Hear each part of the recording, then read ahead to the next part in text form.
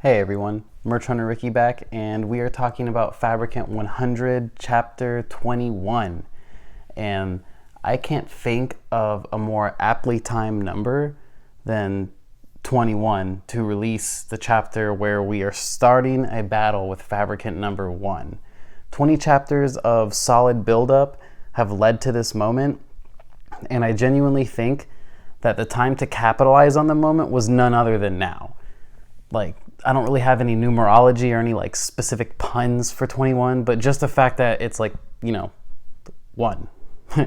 That's all. It's dumb, I know. Maybe the other Fabricant will be revealed to be Fabricant 20 or something like that, but let's get into the chapter. So it starts off with the inferiority complex of the Fabricants being revealed and explained a little bit further in depth. Also, we get a better look at what the Doctor might look like, the one who created these Fabricants in the first place. He seems like a gaunt, middle-aged man with a side part to his hair. He kind of gives Hohenheim / father vibes from Full Metal Alchemist, and I'm here for it. Also, really quick, I think us Fabricant 100 fans can rest easy knowing that since the beginning of the year, Fabricant 100 has been on 3 or 4 covers now of Shonen Jump, specifically the recent cover with Luffy as a catfish in the middle of it. Right behind him is a small cat Fabricant 100. So I think we don't have to worry about the longevity of the series anymore, right? Okay. So with this insecurity being instilled in every Fabricant from the beginning, we are now told that the fascination with humans stems from that insecurity, because the point of a Fabricant being created is to make the ideal human. And this is what Fabricant 1 is thinking of at the beginning of the chapter. He's thinking, and there's an image shown of him holding a skull, and a couple images before that of him sitting next to the professor watching him do his Fabricant stitching techniques, which he says he stole from the professor, and it leads me to believe that maybe he killed the professor, or the professor just died of, old time or whatever.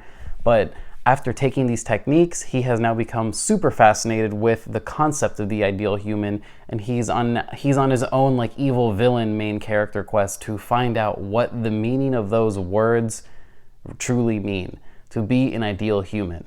With the insecurity being instilled to them just by simply saying wrong every time a Fabricant is created, monsters have been born because of this. They are going to rip off humans' limbs, stitch them to themselves, and keep going in a vicious cycle to become the ultimate human. Fabricant 1 is basically a lunatic because of this, and is gonna stop at nothing to get Ashivi's flesh, as he's thinking, to get to the perfect human status, I need Ashivi's flesh. Which, to be fair, kind of interesting considering that we just met Fabricant 33, who already had Yao flesh integrated within them, and not to mention some other Fabricants. So are they not ideal? I mean, clearly not, because Fabricant 1 stomped Fabricant 33 with the help of Hugo and Ashivi, but still.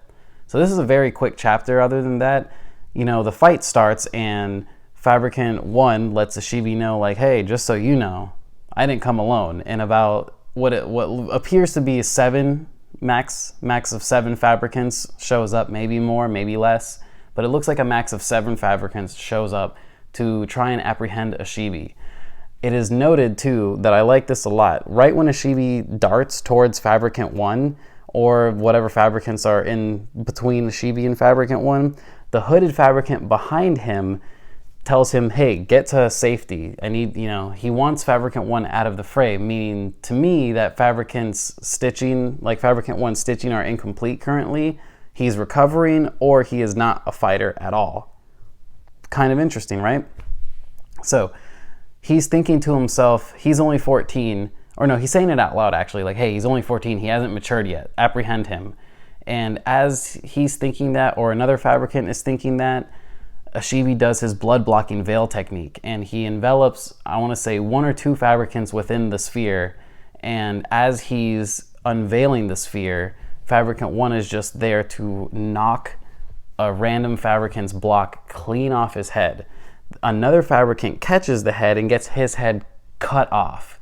So that amazing paneling, like there's even another panel where it shows her kicking and it like her foot is going out of the panel, like just amazing work, Enoshima, amazing work. I genuinely love the artwork that you're taking this series in. Like it's grim, it's dirty, it's scary, it's nasty, it's beautiful. So keep it up. If you ever watch one of these videos, know that I love you.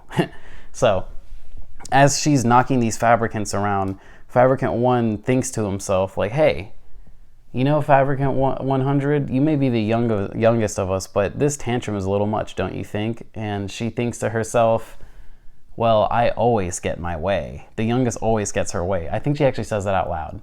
Sorry, I'm very excited about this chapter. She does say it out loud. I think that was probably the best ending panel of a chapter yet, and I'm going to break down some more stuff in the chapter. I didn't skip anything.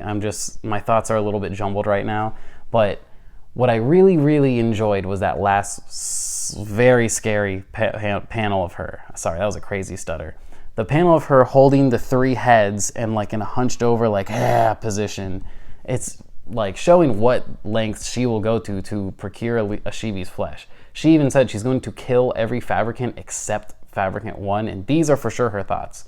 That she's going to kill them all except him and make him use a Shibi's flesh in the way she desires. Which, creepy as hell, but damn, you gotta admire her to sticking to her guns. Like, she is a dangerous individual, and even without arguments, she has killed upwards of 7 Fabricants just now. So the Fabricant counter, at the max, the Fabric counter can go up to 32. I believe the last time we were at the Fabric counter was 25 with the death of Fabricant 33. So although that was a lot of numbers, Fabric counter is at 32 potentially. So we're going to add a little asterisk there, and we'll come back to it when we can maybe get a body count or a confirmation, right?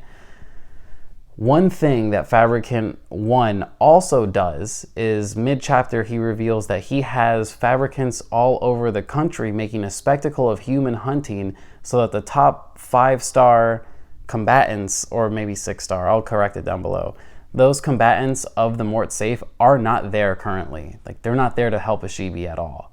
And although it looks like he might not need the help, let's not brag too early, right? Just because she knocks down all the chumpy Fabricants that don't really matter doesn't really mean anything if that hooded Fabricant and Fabricant 1 are a strong enough duo to fight a Shibi and Fabricant 100. So also I want to focus in on Luca's panel. Luca looks like his nose is bleeding, so that means the Fabricant he is fighting might, this is a heavy theory, but might be strong enough and fast enough to keep up with Luca.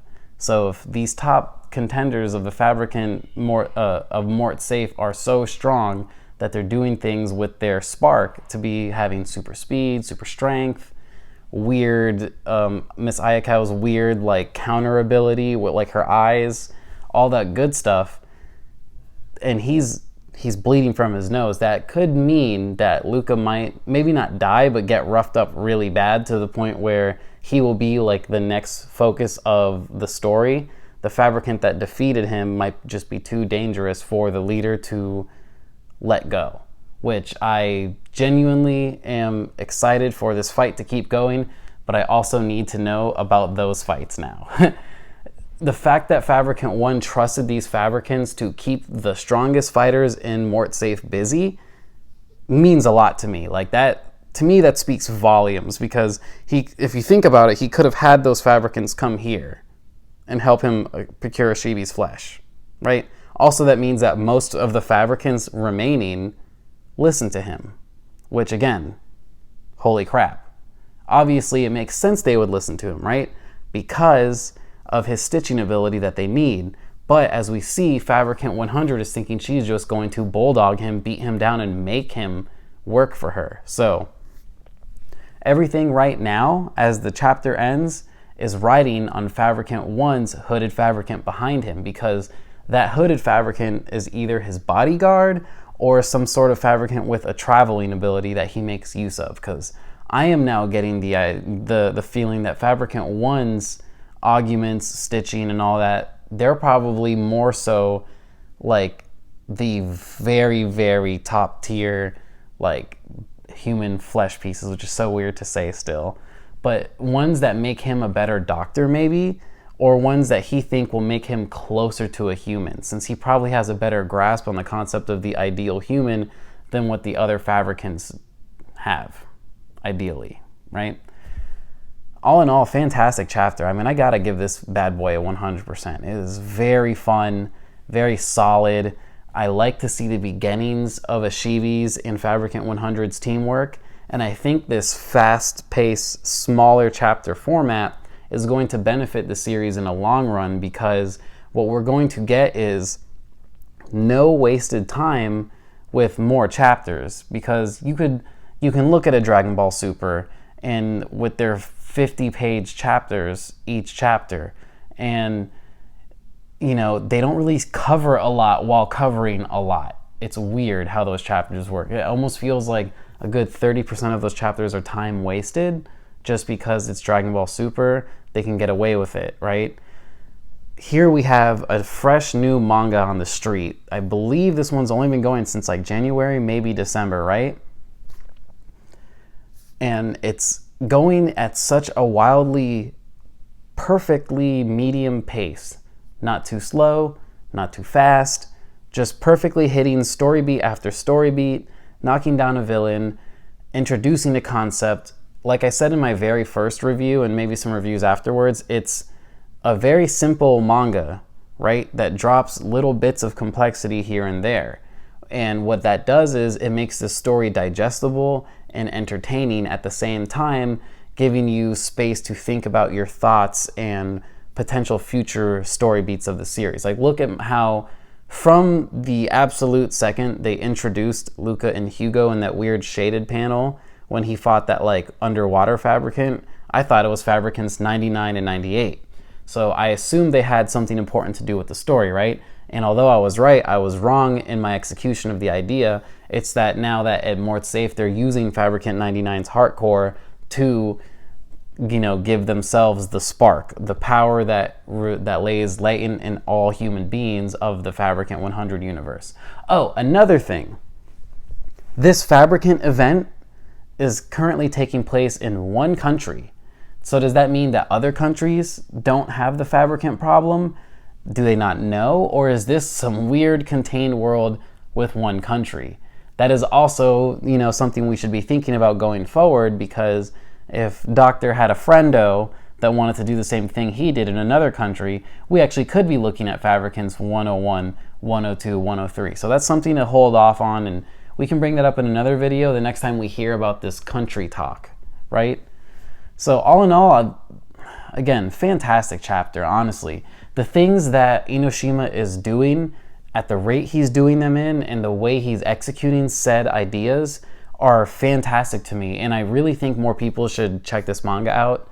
Really quick, if you made it this far into the video, please like, comment, and subscribe. That very much helped the channel out. I've pretty much exhausted my ideas for this video, so let's just cut it here, right guys? All right, have a good night, everyone.